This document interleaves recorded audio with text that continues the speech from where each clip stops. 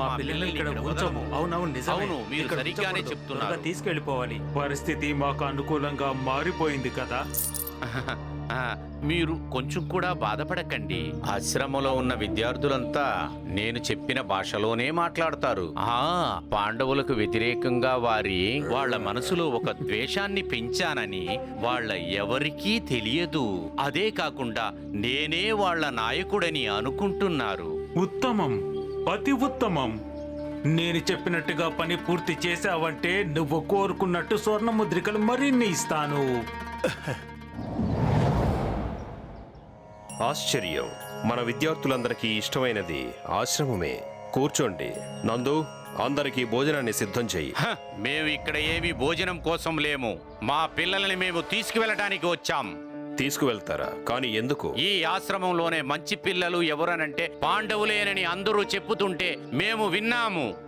చదువు అంటే పాండవులు, శస్త్రకళలో నిపుణులంటే పాండవులు. ఇటువంటి ఆశ్రమంలో పాండవుల పేరుల మట్టికే చెప్పుకుంటున్నారు గొప్పగా. అటువంటి సమయంలో మిగతా పిల్లల మనసంతా విరిగిపోతుంది. అది మీకు తెలుసా గురువుగారు? మీ పిల్లల గురించి మీకున్న భయం నాకు అర్థమయ్యింది. కానీ నా మాట నమ్మండి, నేను నా శిష్యులందరినీ సమానంగానే చూస్తాను. క్షమించండి గురుదేవా. హస్తినాపుర మహారాజు గారు ధృతరాష్ట్రుడి పుత్రుడికే ఇక్కడ మర్యాద చెయ్యలేదు. మా లాంటి సాధారణమైన వాళ్ళ పిల్లలకి ఏం మర్యాద జరుగుతుంది గురువుగారు? నన్ను కూడా క్షమించండి. దయచేసి ఒక విషయం చెప్పగలరా? ఇదంతా తమరికి ఎవరు చెప్పారు? మిత్రులారా, మీలో ఎవరన్నా ఈ విషయం చెప్పారా? ఆయన పేరు చెప్పి మిమ్మల్ని బాధ పెట్టను నేను, కానీ మాకు ఆయన మీద చాలా నమ్మకం ఉన్నది. మీరందరూ కలిసి ఈ నిర్ణయం తీసుకున్నట్లయితే నేను మిమ్మల్ని ఏమీ ఆక్షేపించను. కానీ మళ్ళీ చెప్తున్నాను, మీరందరూ ఏదో భ్రమలో ఉన్నట్టున్నారు. మీరందరూ ఈ రాత్రికి ఇక్కడే విశ్రాంతి తీసుకోండి. రేపు ఉదయం బాగా ఆలోచించి మీ నిర్ణయాన్ని చెప్పండి. రేపు పొద్దునకల్లా మాలో మార్పు ఏమీ ఉండదు గురుదేవా. మేము ఇప్పుడు ఈ క్షణాన్నే మా పిల్లని తీసుకువెళతాం. రండి పిల్లల్లారా.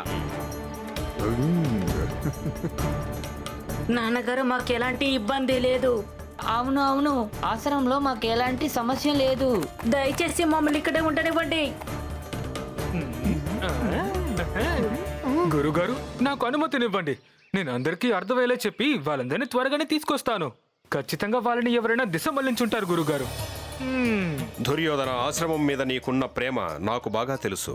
కానీ అందరూ ఇప్పుడు చాలా కోపంగా ఉన్నారు. వాళ్ళ కోపం తగ్గే వరకు సహనంతో ఉండు. అవునవును, అలాగే మన పిల్లలు ఇక్కడ వదండి, తీసుకువెళదాం. రండి వెళ్దాం. నువ్వు చాలా మంచి పని చేశావు. ఇదిగో తీసుకో మరికొన్ని స్వర్ణ ముద్రికలు. మీరందరూ ఉండడానికి నది పక్కన ఏర్పాట్లు చేశాము. దుర్యోధనుడు, దుశ్శాసనుడు మీ దగ్గరికి తప్పకుండా వస్తారు. నాకు తెలిసినంత వరకు మీ అందరి నిర్ణయాన్ని మార్చి మీరందరూ మీ పిల్లలతో ఈ ఆశ్రమాన్ని సంతోషంగా, ఆనందంగా వదలాలి. అప్పుడు దుర్యోధనుడికి పేరొస్తుంది.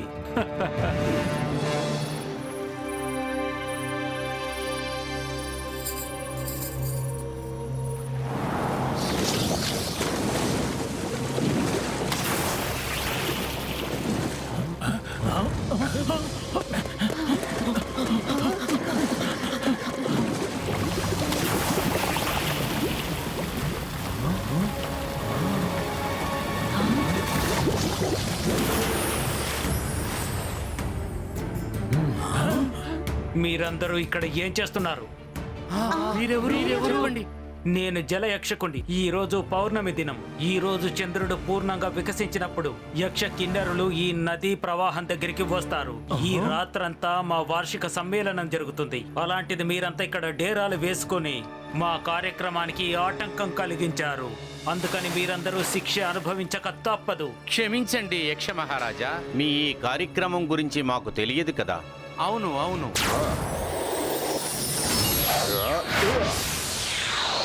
వద్దు వద్దు, వదిలిపెట్టండి. మమ్మల్ని అలా చేయకండి. నేను మిమ్మల్ని అందరినీ బాగా వేడుకుంటున్నాను. ఏంటంటే మిమ్మల్ని అసలు ఎవరు కట్టి పడేశారు? వారే మమ్మల్ని కట్టేసింది. దుశ్శాసన, త్వరగా పారిపో!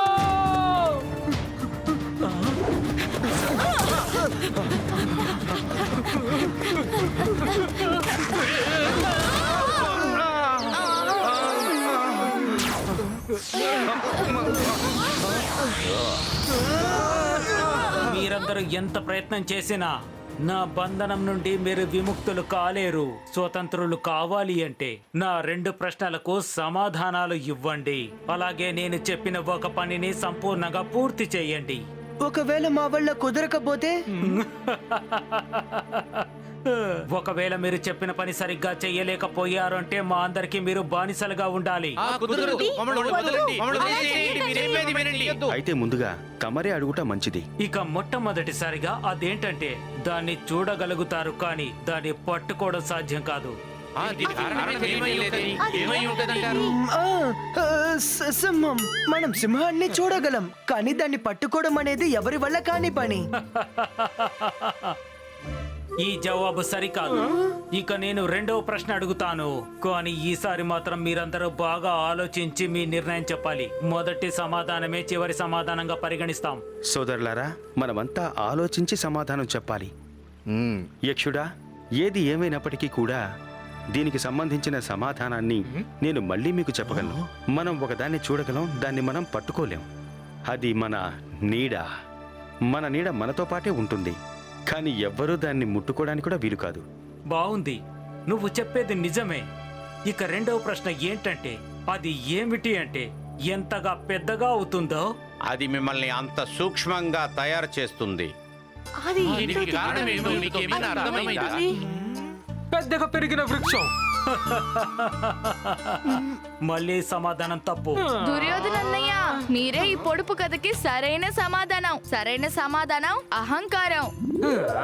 సరైన సమాధానమే, కానీ మీరు అవకాశాన్ని పోగొట్టుకున్నారు. ఇక చివరి అవకాశము పని ఏమిటంటే మీరు 3 వస్తువుల్ని తీసుకుని ఏ విధంగా అయినా సరే గుర్తులు ఏర్పడేలా చేయాలి. అవి నేరుగా వెళ్లి చంద్రుణ్ణి తాకాలి.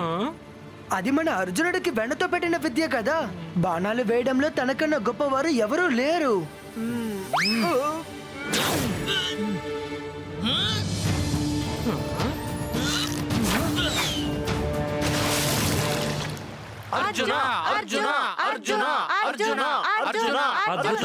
అద్వితీయం, నువ్వు ఎంతో చాకచక్యంగా పని పూర్తి చేశావు.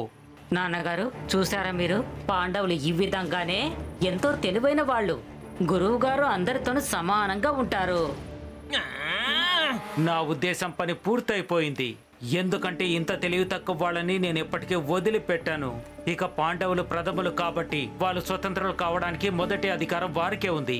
మీరు మీ ప్రసంగాన్ని కోల్పోలేరు. మేము మీతో ఉన్నాము, 3 సవాళ్లను అధిగమించాము. కాబట్టి మీరందరూ వెళ్ళిపోవాలి, లేకుంటే మాతో యుద్ధం చేయి. యుద్ధమా? రా బాలకా, నేను సిద్ధంగా ఉన్నాను.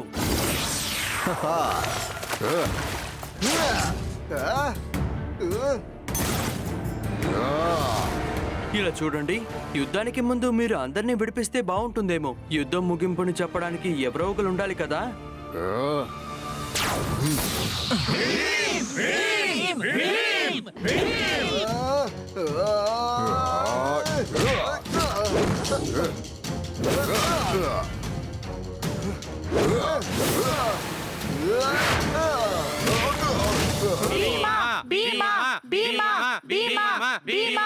భీముడు యక్షుడు యుద్ధంలో ఉన్నారు. మీరంతా ఆశ్రమం వైపు పరుగులు తీయండి.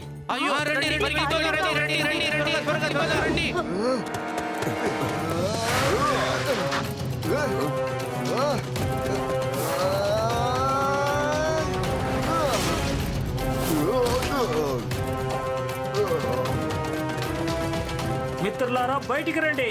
మన సేవకులు పారిపోతున్నారు. వాళ్ళు పారిపోతున్నారు, పట్టుకోండి.